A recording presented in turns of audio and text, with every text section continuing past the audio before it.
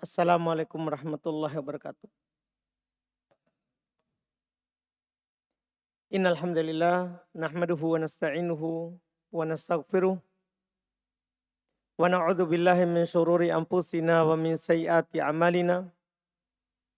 May yahdihillahu fala mudhillalah wa may yudlil fala hadiyalah. Asyhadu an la ilaha illallah wahdahu la syarikalah wa asyhadu anna Muhammadan abduhu wa rasuluh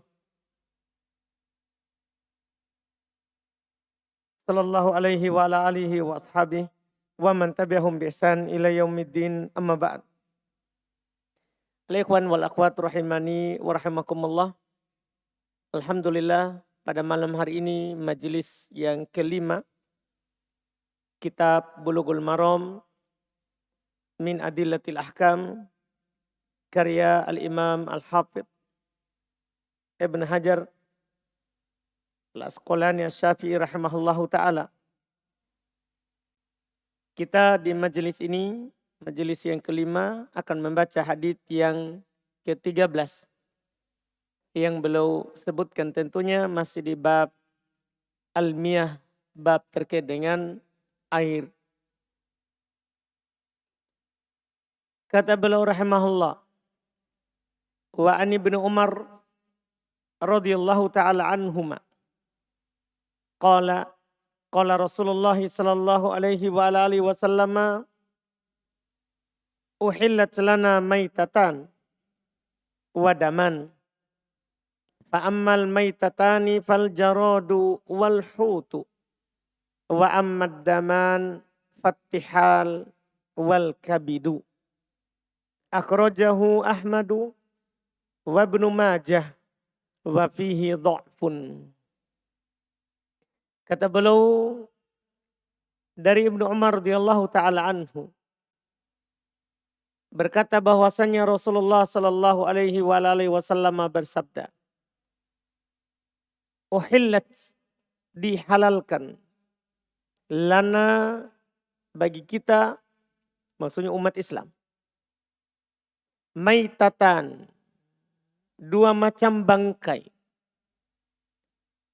wadaman, dan dua macam darah. Dua macam bangkai itu adalah fal jaradu wal hut, belalang dan ikan. Wa ammad daman, sedangkan dua macam darah, fattihal, maka itu adalah limpa, wal kabidu, dan hati atau disebut dengan liver. Karena dia semacam darah yang menggumpal, yang dibungkus oleh kulit tipis itu yang putih. Biasa kalau kita potong sapi atau potong kambing, paling kelihatan adalah sapi, karena namanya limpa dan liver atau hati ini seperti darah. Warnanya merah, ya, dan dibungkus oleh selaput putih. Selaput putih. Diriwayatkan oleh Imam Ahmad, kata beliau dikeluarkan oleh Ahmad dan Ibnu Majah, dan di dalam sanadnya ada kelemahan. Sumber hadits ini yang ada di hadapan kita diriwayatkan oleh Imam Ahmad jilid 2 halaman 97 dan Ibnu Majah di nomor 3218. Adapun derajat hadits seperti yang dikatakan oleh Hafidz Ibnu Hajar, dhaif. Hadits ini tidak sahih dari ucapan Nabi sallallahu alaihi wasallam. Karena ada rawi yang dhaif. Ini saya sebutkan sebab kelemahannya. Karena ada rawi yang dhaif yang bernama Abdurrahman ibn Zaid ibn Aslam, telah diselisihi oleh rawi yang lebih kuat darinya, yang telah meriwayatkan ini dari perkataan Ibnu Umar. Jadi ini bukan ucapan Nabi. Rawi yang lebih kuat daripada Abdurrahman ibn Zaid ibn Aslam meriwayatkan ini dari ucapan Ibnu Umar. Tentunya memiliki hukum rofa. Itu sampai kepada Nabi SAW. Karena tidak boleh disandarkan halal haram kecuali pasti kepada Nabi SAW. Iya, jadi pada ujungnya sah dari Nabi. Cuman dari ucapan Ibnu Umar. Bukan dari ucapan Nabi SAW. Jadi Ibnu Umar yang bilang halal untuk kita. 2 bangkai, 2 darah. Itu ucapan Ibnu Umar. Dan kalau sahabat bilang halal, haram, sunnah, wajib. Itu maksudnya dari Nabi. Dari Nabi SAW. Dihalalkan. Siapa yang menghalalkannya? Nabi. Yang menghalalkannya. Jadi ini adalah dihukumi memiliki hukum rofa. Yaitu sampai kepada Nabi SAW. Karena yang seperti ini tidak diucapkan dari ijtihad, dari pandangan. Iya, disahihkan dari ucapan Ibnu Umar oleh Abu Zur'ah, Abu Hatim, Daruqutni serta Imam Al-Baihaqi rahimahumullahu taala. Iya, intinya ini ucapan yang sahih.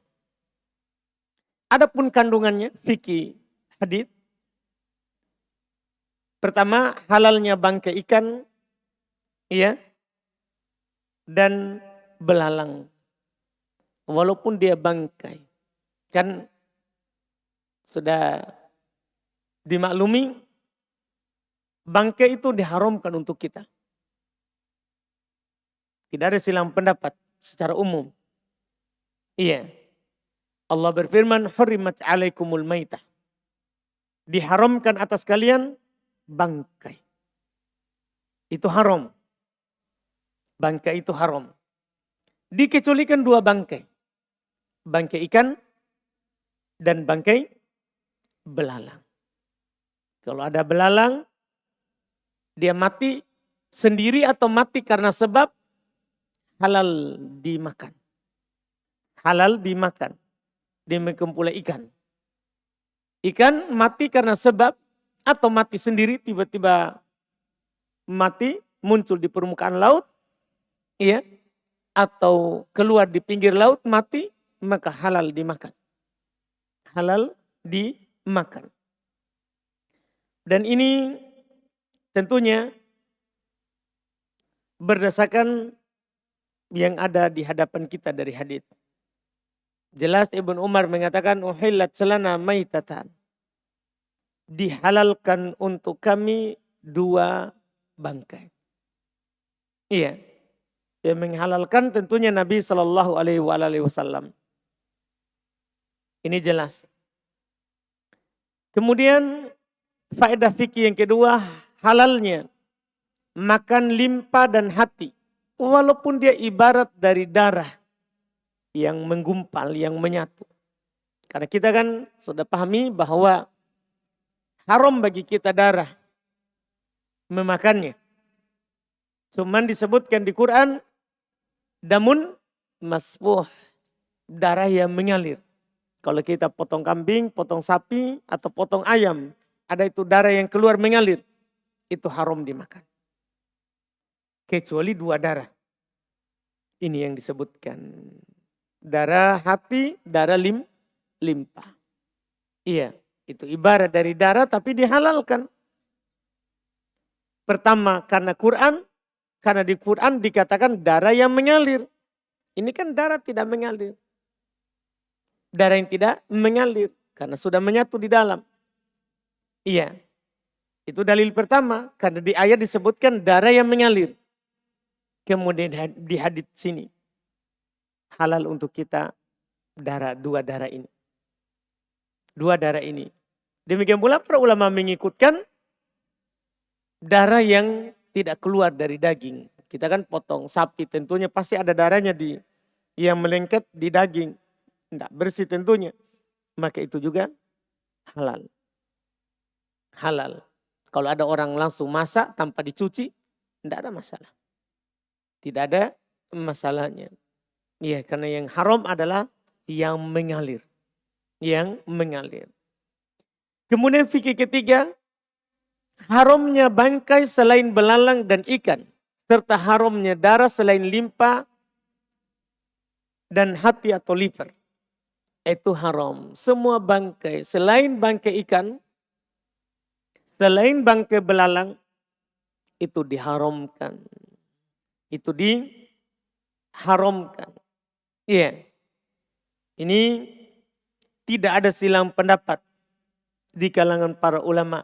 Masalah dua tadi, halal bangkai ikan dan belalang, haram selain dari keduanya, ini semua disepakati oleh para ulama rahimahumullahu ta'ala. Sangat jelas dalil Quran. Qul la ajidu ma uhiya ilayya muharraman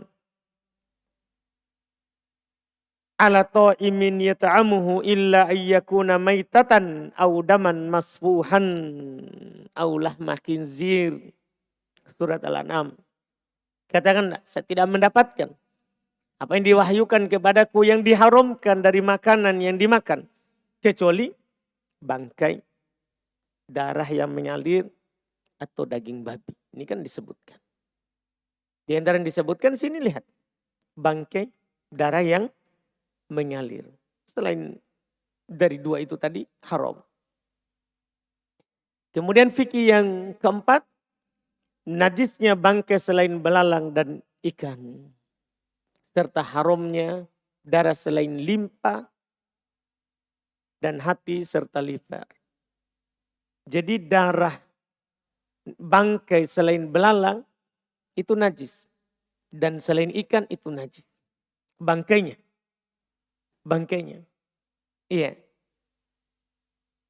Serta haram darah selain limpa dan hati serta atau liver itu. Iya. Ini tentunya jelas sekali.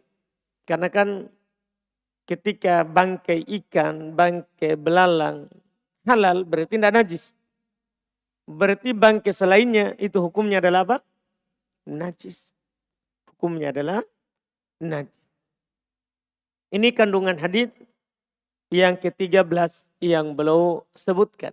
Hadis yang ke-14.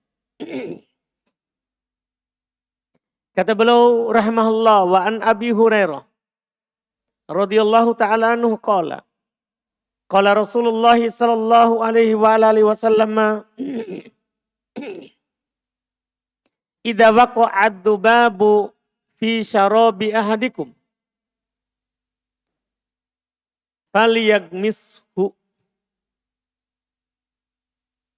thumma liyanzihhu fa inna fi ahadi janahihi da'an wa fil akhari shifaan. Akhrajahul Bukhari wa Abu Daud wa zada wa innahu yattaki bi janahihi alladhi fihi da. Masya Allah. Kata beliau rahimahullah dari Abu Hurairah radhiyallahu ta'ala anhu bahwasanya Rasulullah sallallahu alaihi wasallam bersabda, idza waqa'ad dubabu fi syarabi ahadikum, apabila ada lalat jatuh dalam minuman seseorang di antara kamu. Ada lalat jatuh di minuman. Apa harus kita lakukan? Ini namanya ya irsyad syariah. Petunjuk syar'i. Ketika ada lalat jatuh di air minum. Apa harus kita lakukan? Maka kata Nabi, fal liyagmishu. Ini yang pertama sekali dilakukan. Ini adabnya. Maka benamkanlah. Yaitu apa istilahnya? Tenggelamkan. Tenggelamkan lalatnya. Kan dia sudah jatuh di air. Maka benamkan, tenggelamkan lalat itu. Itu yang pertama dilakukan. Yang kedua, tsumma liyanzi'hu. Kemudian setelah itu keluarkanlah. Nabi pakaikan tsumma. Ini menunjukkan tidak harus segera dikeluarkan. Artinya tidak juga rendam lama. Artinya ada jarak. Ini menunjukkan ditenggelamkan baik-baik. Karena ada hikmahnya. Setelahnya ada hikmahnya. Kalau kita tahu hikmah ini, kita akan tenggelamkan sampai mati. Iya, iya. Hikmahnya, fa inna fi ahadi janahaihi da'an. Masya Allah. Maka sungguh, kata Nabi, sebab ada salah satu sayapnya, ya, ada penyakit.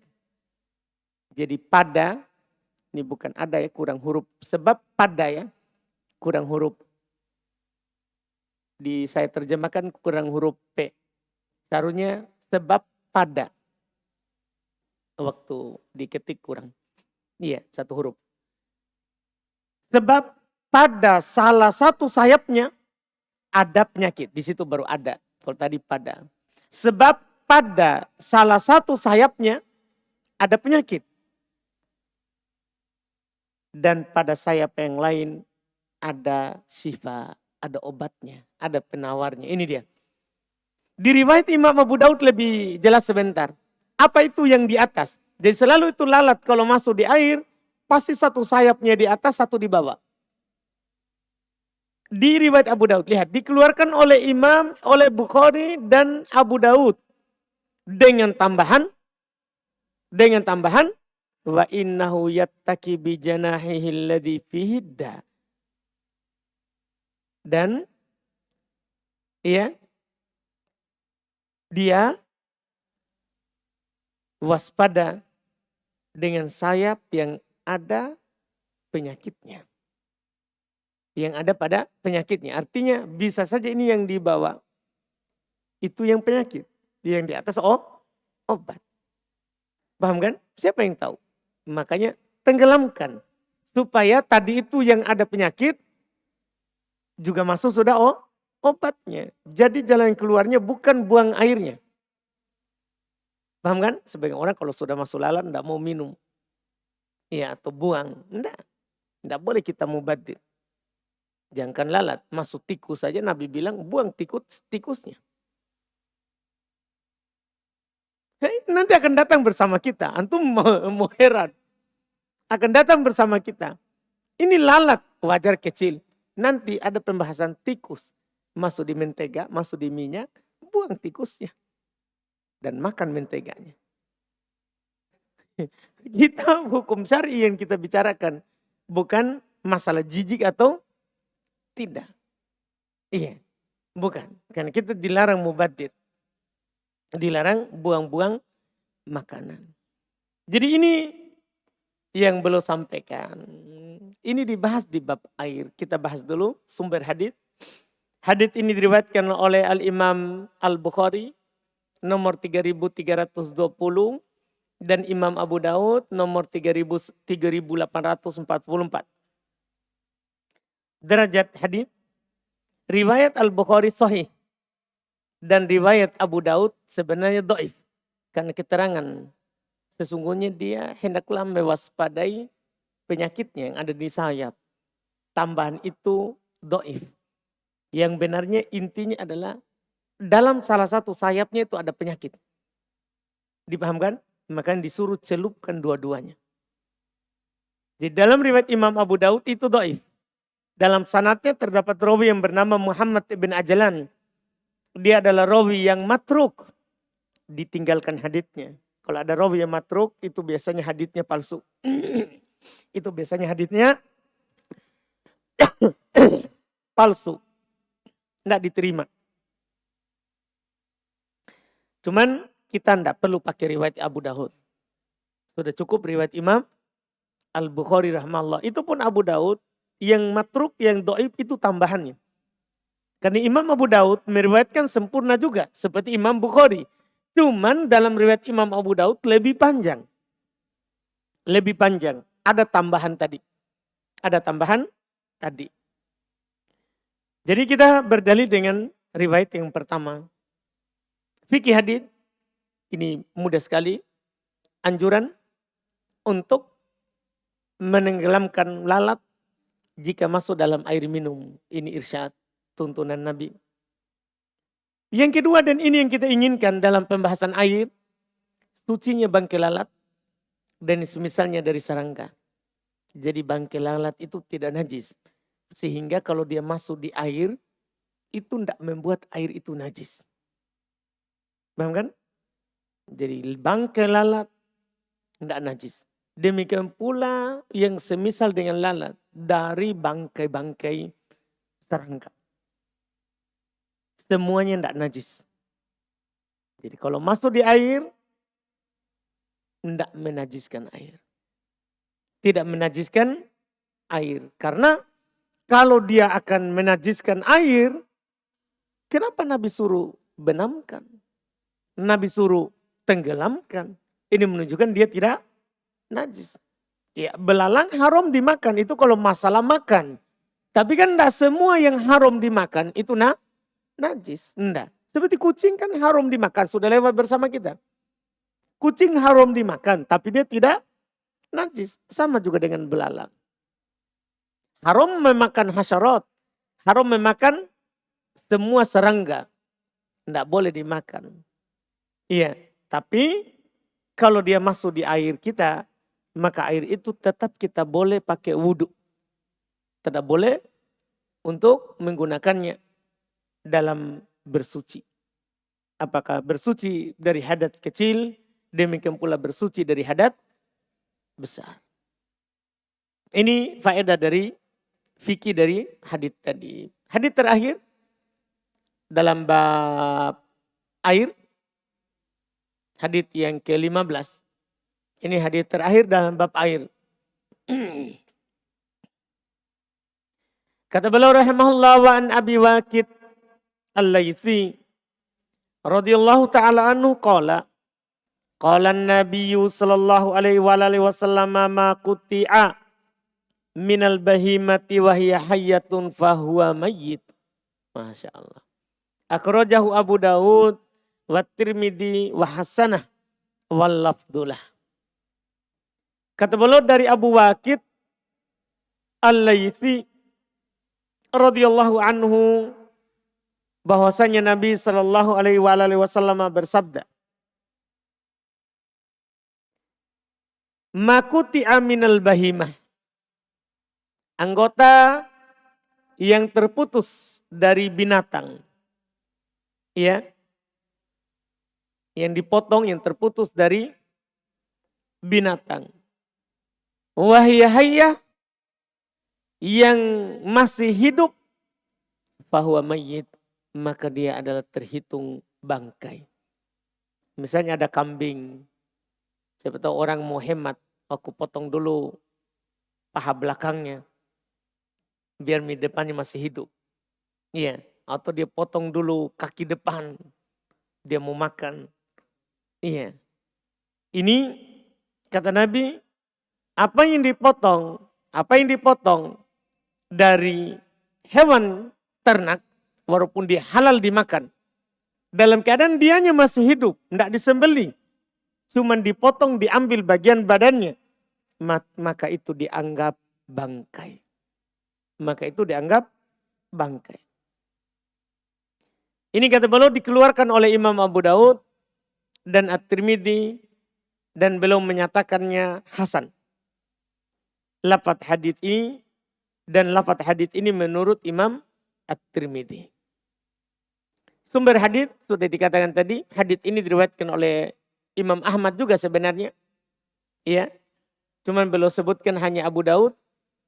Ya, dan Abu Daud pada nomor 2858, At-Tirmidzi 1480 serta Ibnu Majah.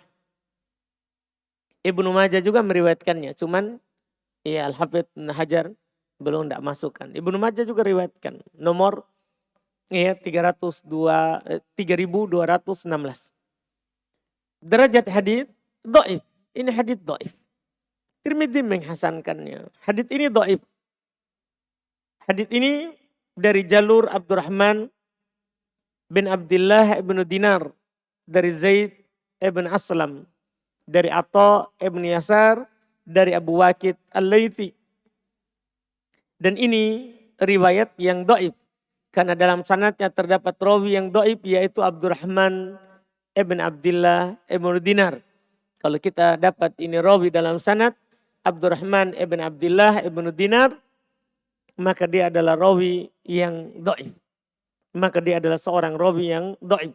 Dan telah diselisihi oleh Sulaiman ibn Bilal, dan dia rawi yang terpercaya. Kalau dalam istilah mustalah hadits, kalau ada rawi yang terpercaya diselisihi oleh rawi yang dhaif, maka itu dianggap rawi yang dianggap hadits yang tidak sahih, tidak sah. Iya. Dia meriwayatkan dari Zaid ibn Aslam dari ucapannya atau bukan ucapannya Nabi. Bahkan bukan dari ucapannya Abu Waqid Al-Laythi. Dari ucapannya atau secara mursal. Mursal artinya riwayat tabi'in. Ucapannya tabi'in. Dan ini yang dikuatkan oleh Al-Imam Ad-Daruqutni rahimahullah. Jadi hadits dhaif, cuman kenapa beliau bawakan? Ya ada fikih yang ingin beliau sampaikan yang dibahas ulama fikih terkait dengan hadits ini. Sudah saya katakan di awal, kadang beliau sebutkan hadits dhaif karena ada yang berdalil dengannya dalam masalah fikih. Pertama biografi, ya, sumber haditsnya sudah. Yang kedua biografi Abu Waqid. Nama beliau adalah Al-Harith bin Auf Abu Waqid Al-Laythi. Beliau wafat tahun 65 atau 68 Hijriah di Mekah. Diperselisihkan tahun wafatnya. Ada mengatakan 65 Hijriah. Ada juga mengatakan 68 Hijriah. Dan beliau wafat di Mekah. Beliau wafat di Mekah. Fikih hadits, beliau bawakan hadits ini. Itu apa yang dipotong dari hewan yang masih hidup, maka dia terhitung bangkai. Maka dia terhitung bangkai. Dan ini tidak ada perselisihan. Sepakat para ulama. Karena pada hakikatnya gini, kan halal dimakan kalau disembelih. Dengan sembelihan syar'i, walaupun hadits ini dhaif. Hadits yang ada di hadapan kita dhaif. Cuman kan hewan itu akan halal dimakan kalau disembelih dengan menyebut nama Allah. Nah ini cuman dipotong, diambil bagian badannya, tidak disembelih. Maka tentunya ini bangkai. Ini haram dimakan. Makanya para ulama rahimahumullah tidak ada silang pendapat. Tidak ada silang pendapat akan haramnya daging ya yang dipotong dari hewan yang masih hidup. Bahkan para ulama memasukkan demikian pula ekornya. Ada orang misalnya dia suka sop buntut. Ekor-ekor. Akhirnya dia ambil semua dulu ekornya. Iya. Itu juga haram. Itu juga haram. Kan itu bagian dari hewan. Bagian dari hewan. Kalau kita bertanya kenapa bisa haram? Ya karena najis. Kan bangkai itu hukumnya apa? Najis. Tidak boleh kita makan najis. Tidak boleh kita makan najis. Makanya di situ apa yang dipotong dari hewan yang masih hidup maka dia terhitung bangkai. Itu yang pertama. Yang kedua najis.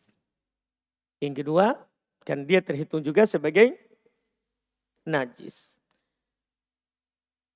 Kemudian faedah yang kedua yaitu masalah tanduk atau kuku yang terpotong atau tercabut dari hewan itu hukumnya suci. Karena itu sudah tidak bersambung dengan yang hidup. Kuku itu hal yang mati. Demikian pula tanduk itu hal yang mati. Tidak masuk dalam pembahasan kita tadi.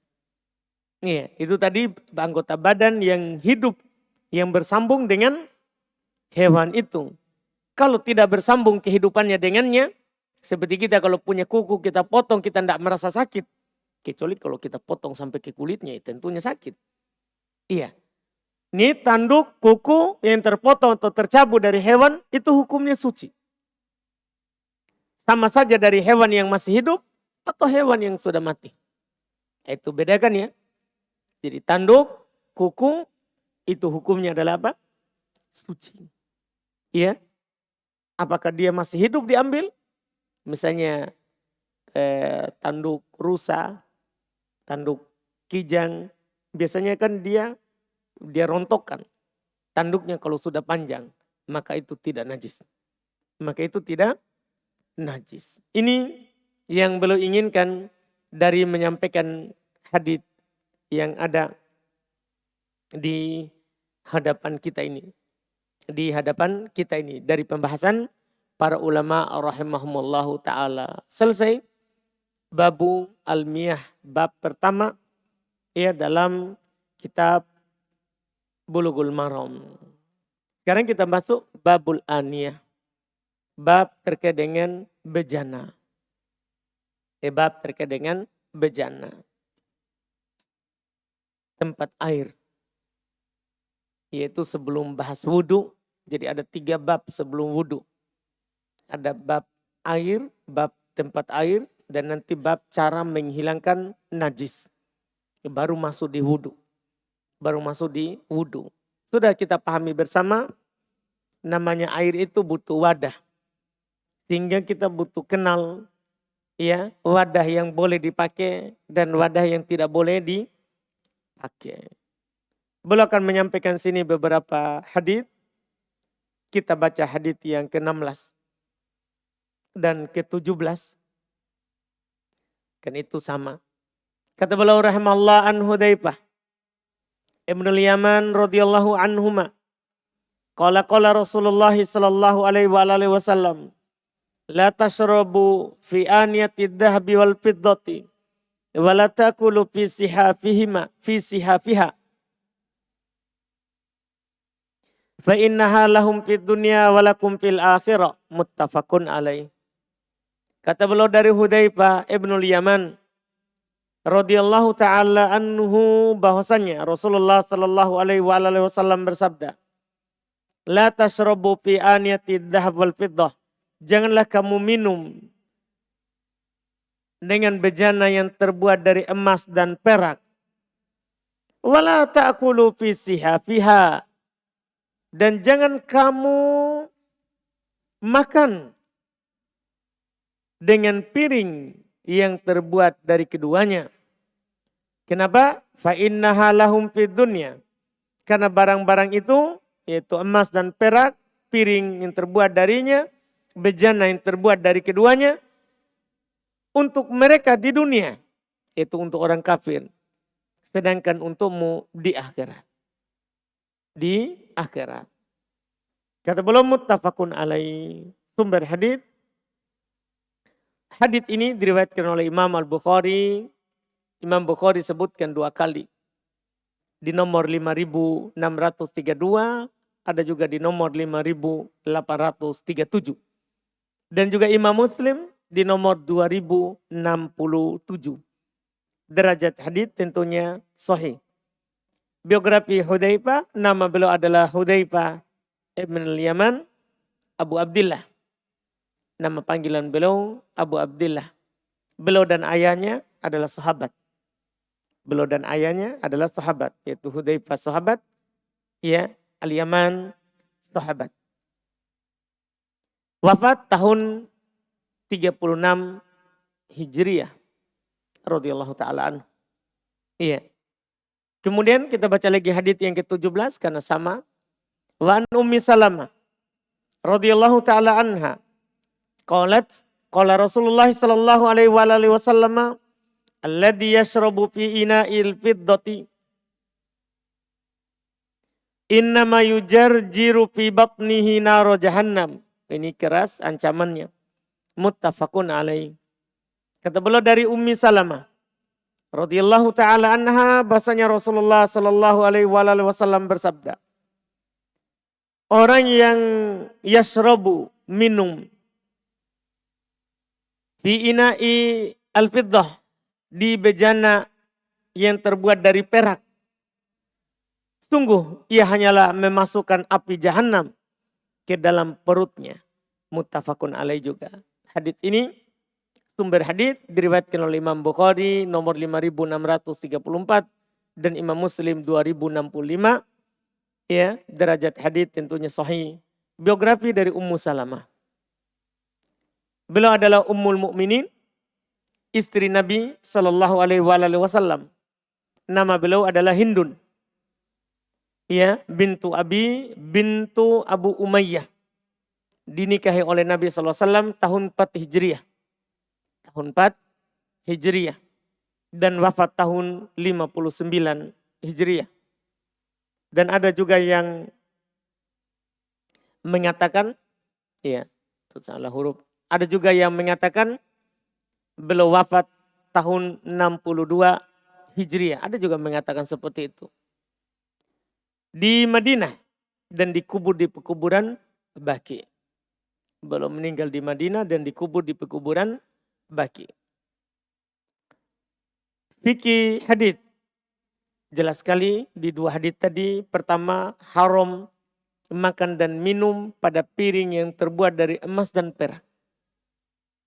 Tidak dibolehkan. Iya. Karena jelas di hadits pertama larangan. La tashrobu. Jangan kalian minum. Iya. Demikian pula yang kedua, wala ta'kulu, jangan kalian makan. Haram. Karena barakallahu fiik. Baik. Iklan dulu sedikit. Jadi kata beliau, dikatakan situ haram ya makan dan minum pada piring terbuat dari emas dan perak. Jadi sekaya apapun kita, tidak boleh. Bagi kita di umat Islam. Dan Nabi juga sudah menjelaskan sebab di riwayat kedua. Di riwayat itu. Itu untuk mereka. Untuk orang kafir di dunia. Adapun kita itu di akhirat. Di surga.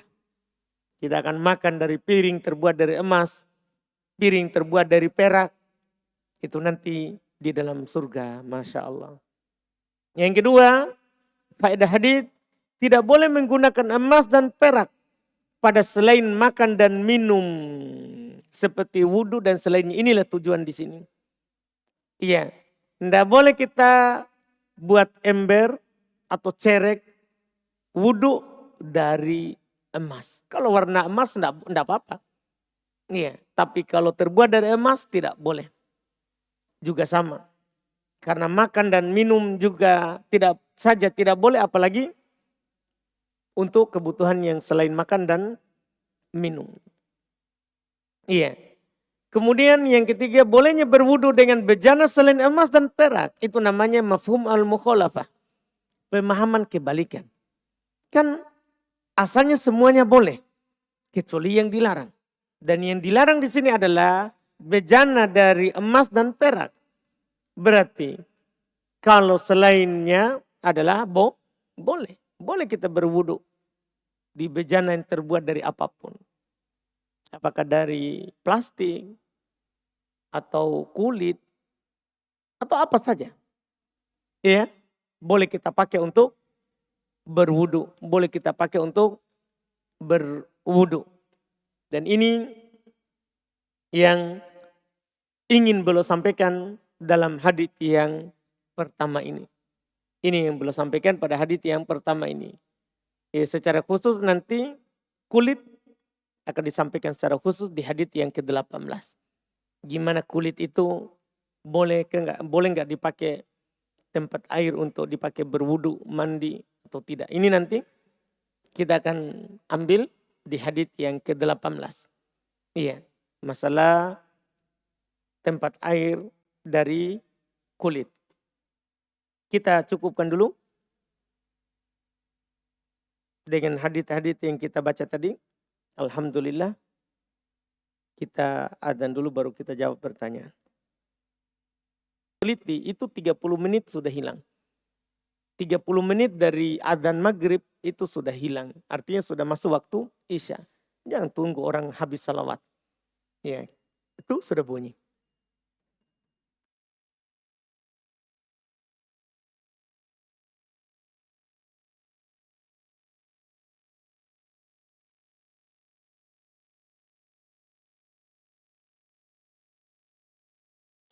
Sini ada pertanyaan. Assalamualaikum warahmatullahi wabarakatuh. Tabe Ustadz izin bertanya. Apa bisa wanita pergi umroh sendiri tapi ada rombongan wanita lainnya? Tidak boleh. walaupun ada wanita lain. Walaupun ada wanita lain. Dalam hadis riwayat Imam Al-Bukhari rahimahullah, Nabi SAW katakan, la yahillu limro'atin tu'minu billahi wal yaumil akhir antusafira masirata yaumin wa lailatin wa laisa ma'aha mahramin, ya, wa laisa ma'aha hurmatun. Kata Nabi SAW, tidak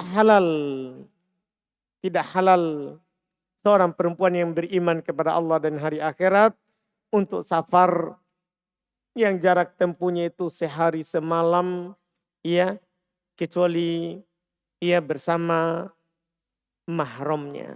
Ini hadis riwayat Muslim, tidak halal.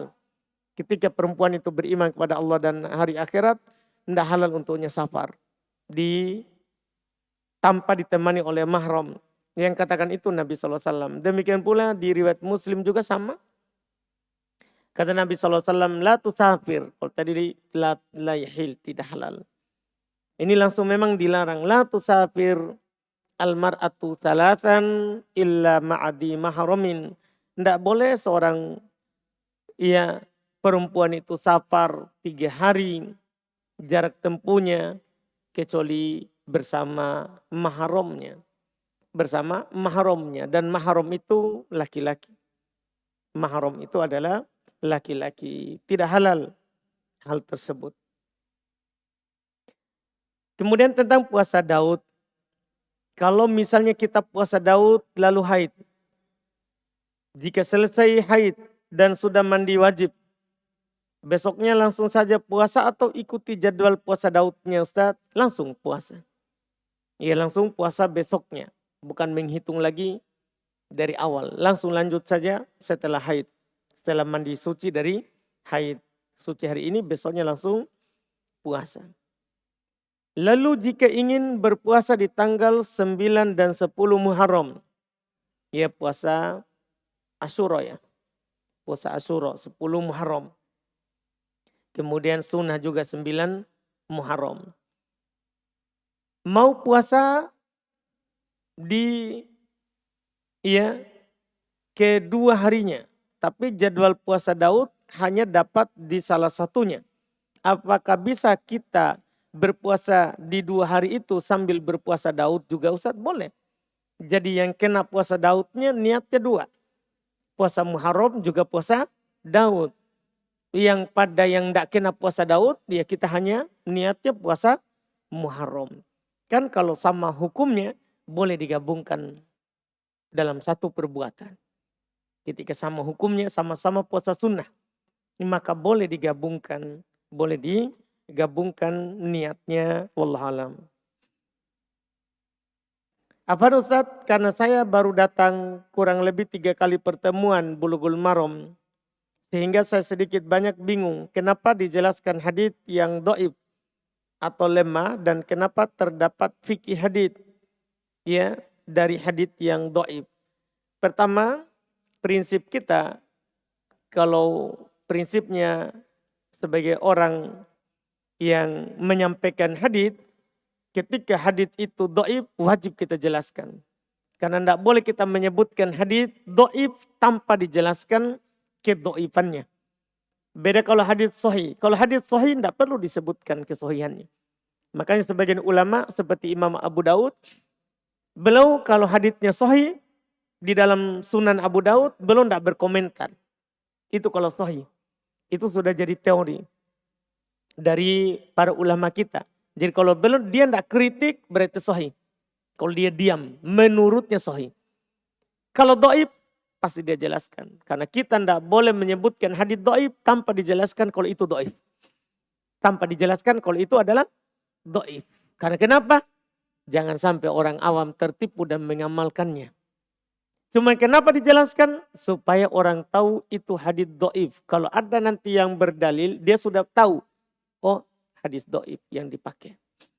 Misalnya di sana ada orang, misalnya dia sebutkan kepada saya hadits Anas radhiyallahu taala anhu, Nabi katanya, anna Nabi sallallahu alaihi wasallam mazal qanata fis subhi fil fajri hatta faraqad dunya misalnya. Nabi terus menerus kunut di sholat subuh sampai meninggal. Sampai meninggal. Tidak boleh saya hanya sebutkan hadits ini begitu saja. Saya harus sebutkan hadits ini adalah riwayat Imam Ahmad dari Anas bin Malik. Tapi do'if. Karena dalam riwayatnya terdapat rawi yang bernama disebutkan. Siapa nama rawinya? Siapa nama rawinya? Ada rawi yang bernama ya Abu Ja'far. Ya, Al-Asja'i. Itu dia adalah rawi yang do'if. Diselisihi oleh rawi yang kuat. Diselisihi oleh rawi yang kuat. Sehingga haditsnya do'if. Jadi kita jelaskan. Sehingga nanti kalau ada orang menyebutkannya, kita sudah bisa tahu, oh itu hadits do'if. Imam Ahmad sendiri yang meriwayatkan haditsnya, dia komentari rawinya. Dia bilang adalah laisa bil qawi. Itu rawinya tidak kuat. Di para ulama begitu. Dia sampaikan hadits do'if, tapi dia jelaskan. Ini tidak kuat. Rawinya do'if. Rawinya do'if. Begitulah secara turun-temurun. Ibn Hajar sendiri juga begitu. Kalau do'if, beliau katakan do'if. Dia katakan do'if. Jadi kita sebutkan. Terus kenapa kita sebutkan fikih hadits? Ya fikihnya kita tidak pakai hadits itu. Kadang beliau sebutkan hadits, tapi ada di sana ayat umum, ada di sana hadits umum. Seperti tadi, tentang yang dipotong dari hewan yang masih hidup, itu kan najis. Itu haditsnya dhaif, tapi kan kita berdalil dengan ayat haram bangkai. Haram bangkai, seperti itu. Cuman ada yang berdalil dengan hadits itu. Itu alasannya dan itu sudah kita jelaskan di awal. Barakallahu fikum.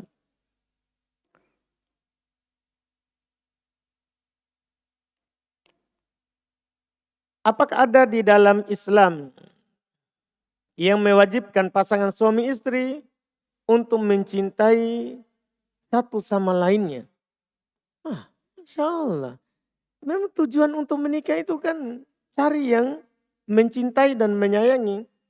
Kata Nabi SAW, tazawadul wadud wal walud. Nikahi yang penyayang. Kenapa disuruh? Supaya saling mencintai. Ya kan? Supaya saling mencintai. Dan juga Nabi SAW memang anjurkan untuk saling mencintai. Tahabu. Saling beri hadiahlah. Supaya kalian saling mencintai. Saling mencintai. Sangat banyak ayat.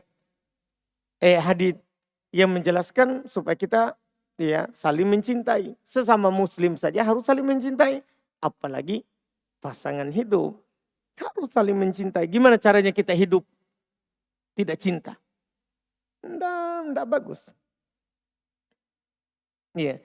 Bagaimana caranya untuk menumbuhkan rasa cinta itu kepada pasangan? Wah, itu urusan masing-masing sebenarnya. Iya. Karena masing-masing kita tahu pasangan kita. Iya, bagaimana dia? Bagaimana dia? Cuma dalam syariat kita telah menunjukkan beberapa hal.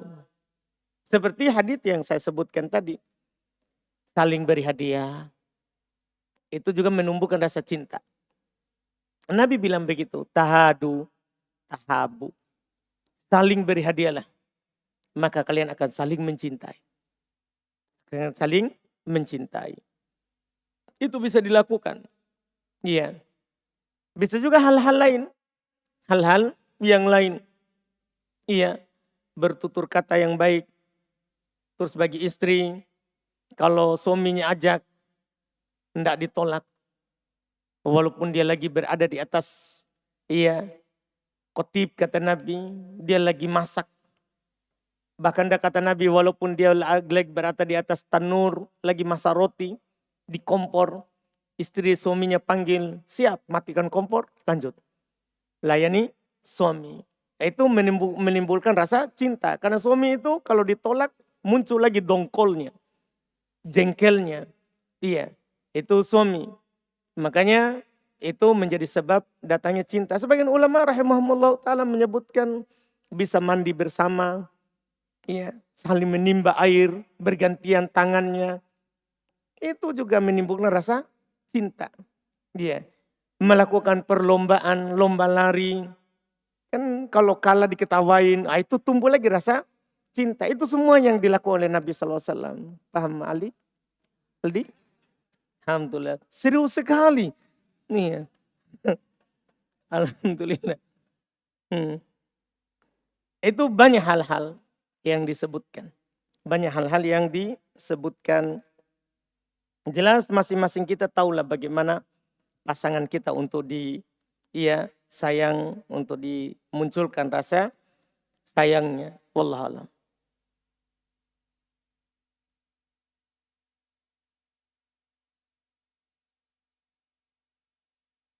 Saya orangnya suka lupa.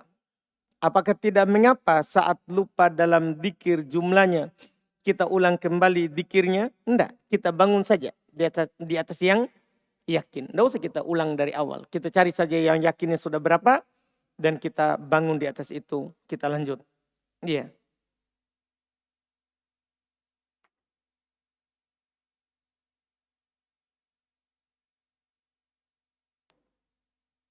Apakah kaki termasuk aurat wanita dalam sholat? Bagaimana cara menutup kaki yang benar? Apakah cukup dengan kaos kaki atau harus pakai rok atau sarung yang menutup sampai kaki atau lantai? Baik. Dalam sholat yang kita tanya ya. Kalau dalam sholat, kaki perempuan juga aurat. Hanya saja Ibnu Taimiyah rahimahullah ta'ala beliau katakan kalau nampak telapaknya, bukan punggungnya. Nampak telapaknya itu tidak membatalkan sholat. Seperti kalau nampak telapak tangan. Ya. Dalam sholat perempuan kalau wajah harus terbuka tentunya. Kecuali ada laki-laki yang bukan mahram. Kemudian kalau nampak telapak tangan, nampak telapak kaki itu tidak membatalkan sholat. Adapun kalau punggungnya, punggung tangan, punggung kaki itu membatalkan sholat. Itu membatalkan sholat. Karena perempuan itu di dalam sholat aurat kecuali wajah. Dan tadi dimaafkan telapak tangan dan telapak kaki. Kemudian di luar sholat. Di luar sholat perempuan semuanya aurat. Perempuan semuanya adalah aurat. Iya, wajah, telapak tangan, telapak kaki semuanya adalah aurat. Semuanya adalah aurat. Kemudian masalah cara menutupnya. Maka boleh dengan kaos kaki? Boleh. Kalau tidak pakai kaos kaki maka pakaiannya dilebihkan dari kakinya. Nabi SAW menganjurkan perempuan di masa beliau untuk melebihkan sejengkal. Untuk melebihkan sejengkal di bawah ukuran tingginya. Di bawah ukuran tingginya. Itu wallahu a'lam. Demikian pula dalam sholat. Misalnya dia tidak pakai kaos kaki. Maka tinggal dia lebihkan mukenahnya atau roknya ke bawah. Ia melebihi tinggi badannya. Apa Ustaz, apa hukumnya seorang perempuan yang menyembelih hewan? Apakah penyembelihannya sah? Sah. Yang penting dia baca bismillah.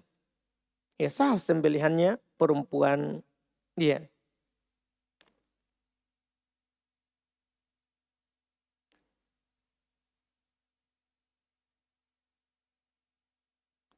Bagaimana hukum mendonorkan organ dan menerima organ dalam Islam? Boleh, cuman kita tidak boleh dalam Islam menjual organ. Kalau kita mau donorkan saja berbuat baik, kita kelebihan, kita membantu orang berbuat baik kepadanya, boleh. Menerima juga boleh. Tidak apa-apa. Cuman kita itu saja dalam Islam tidak boleh menjual organ. Jangan sampai ada menjual salah satu dari ginjalnya. Mau beli HP iPhone. Iya. Keluar iPhone baru langsung. Kayaknya bagus juga ginjalku didonorkan. Lumayan. Ya, enggak dibolehkan. Apakah boleh saya membuat wasiat untuk mendonorkan organ tubuh saya ketika sudah meninggal nanti? Iya. Boleh kalau memang diperlukan. Ada yang membutuhkan organ kita, dibolehkan. Cuman kalau kita tidak lakukan, jangan sampai dijual, itu lebih bagus. Lebih bagus. Ya, tapi kalau kita mau berwasiat, boleh. Kalau ada memang kita memandang, ada keluarga kita misalnya butuh mata, boleh kita berwasiat. Tidak ada masalah. Iya. Wallahu alam.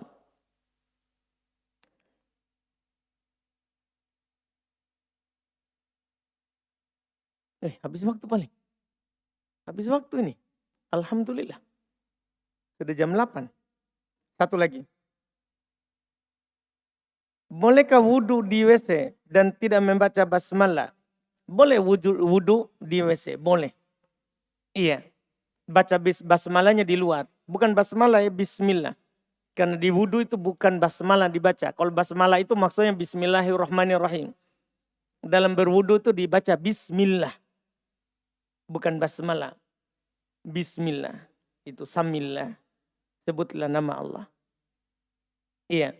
Jadi boleh wudhu di WC dan tidak membaca basmalah. Mungkin wudhu di WC tidak baca basmalah. Boleh sah wudhunya.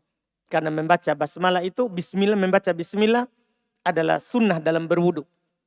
Sunnah dalam berwudhu. Tidak ada hadits khusus. Tidak ada hadits khusus yang menerangkan bahwa kalau kita wudhu membaca bismillah. Tidak ada. Para ulama hanya berdalil seperti Imam Bukhari rahimahullah ta'ala ketika belum menjelaskan sunnahnya membaca bismillah ketika berwudu, belum sebutkan hadits Ibn Abbas tentang jima, tentang berhubungan badan.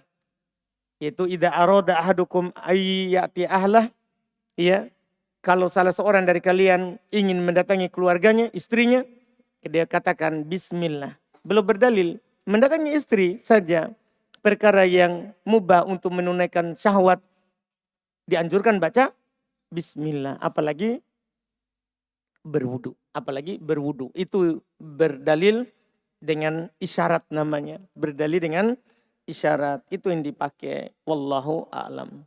Alhamdulillah kita cukupkan. InsyaAllah ta'ala kita lanjut lagi nanti di pertemuan akan datang. Subhanakallahumma hamdik. Asyhadu an la ilaha illa anta astaghfiruka wa atubu ilaik. Assalamualaikum warahmatullahi wabarakatuh.